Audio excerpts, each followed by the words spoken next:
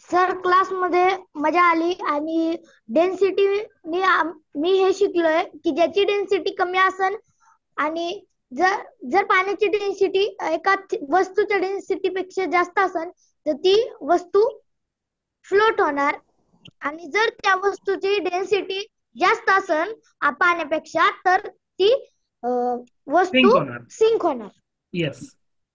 Okay. आणि आपण ते आता प्रत्यक्ष बघितलं. We have seen that with our eyes, right? बरोबर. हो. येस. हा. येस. हो. कोण बोलतो बोला. येस. सर मी एक हा. एक्झाम्पल देऊ का? हा. येस. जी बोट असते, शिप असते ना, हा. हा.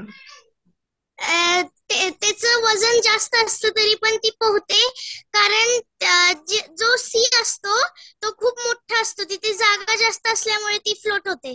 Exactly. The volume of the ship is bigger. खूप मोठा व्हॉल्यूम असतो आणि because of that density of that ship becomes less than that of the water and so it floats on the water. Very good mind. Okay. हा. Yes. हा. बोल बाळा. बोल बोल. Sir Yes. खूप इन्फॉर्मेटिव्ह होता. एक्सपेरिमेंट केला आज आपण आणि त्याच्यातून मला हे शिकायला भेटलं, if the density is more than the fluid so the object will sink and if the density is less than the fluid it will float on the fluid. Very good. Very good. अजून. Yes Rudra. Sir त्या दीदीने जे शिपचं सांगितलं ना त्याच continue करू का? हा. बोल. करू शकतो. No problem. Yes. Sir sea मध्ये सॉल्ट प्रोड्यूस होतो आणि ते सॉल्ट ची पाण्यात जर सॉल्ट आपण टाकलं तर त्या पाण्याची डेन्सिटी वाढती, तर त्याच्यामुळे शिपची जी डेन्सिटी आहे ती पाण्यापेक्षा खूप जास्त आहे जर ती साध्या पाण्यात आणली. पण जर आपण ती सी मध्ये चालवतो त्याच्यामुळं त्या सी मध्ये जे सॉल्ट प्रोड्यूस होतं ते पाण्यात विरघळून जातं आणि त्यामुळं त्या पाण्याची डेन्सिटी खूप वाढते आणि त्याच्यामुळं ते शिप तर. येस. Very good.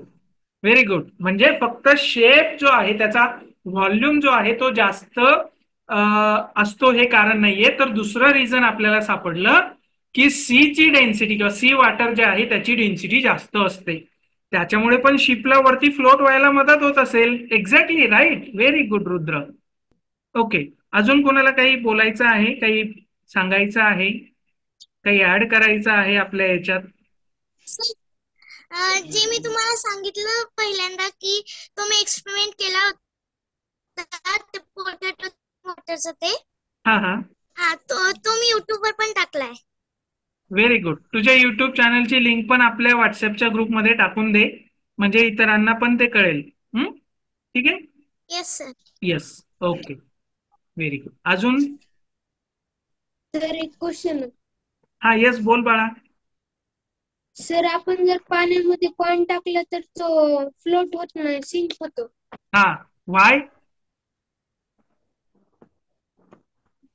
सर कारण त्याची डेन्सिटी सुद्धा जास्त असते.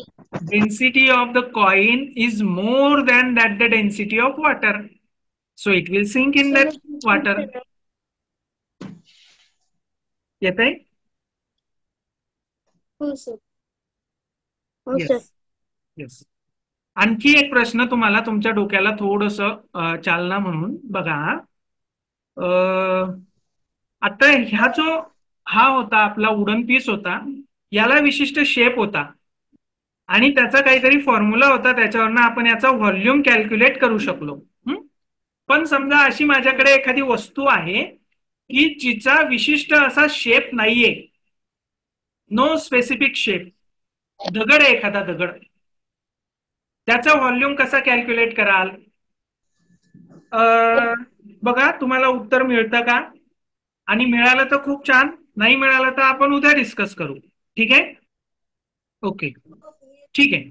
तर आपण एक टॉपिक बघितला डेन्सिटीचा. त्याच्यातही फक्त ऍक्टिव्हिटी झाली, त्याच्या रिलेटेड स्टोरीज आपल्या राहिल्या. We will continue it on the next session. आपण उद्याच्या क्लासमध्ये डेन्सिटीच्या काही स्टोरीज बघू आणि मग आपण पुढच्या टॉपिक वरती जाऊ. ठीक आहे. तोपर्यंत तुम्हाला कुठल्या कुठल्या टॉपिक्स वरती अशा पद्धतीच्या ऍक्टिव्हिटीज, स्टोरीज आणि ह्या ऐकायला आवडतील, करायला आवडतील, ते टॉपिक्स आपल्या व्हॉट्सअप ग्रुपवरती पाठवा. नो इश्यूज, फक्त सायन्सचे असले पाहिजे कुठलेही. ठीक. या ऍक्टिव्हिटीज तुम्ही नंतर घरी पण करू शकता. तुम्हाला जसं साहित्य मिळेल, उपलब्ध होईल तसं तुम्ही करू शकता. मी तुम्हाला आता एक ऍक्टिव्हिटी देणार आहे, to calculate density of edible oil which is present in our house. आपल्या घरामध्ये असणारं जे तेल आहे, खाण्याचं तेल, जे कोणत्या ब्रँडचं आपण वापरत असू, त्या तेलाची, खाण्याच्या तेलाची डेन्सिटी आपल्याला मेजर करायची आहे. This is the activity for you people to do at home.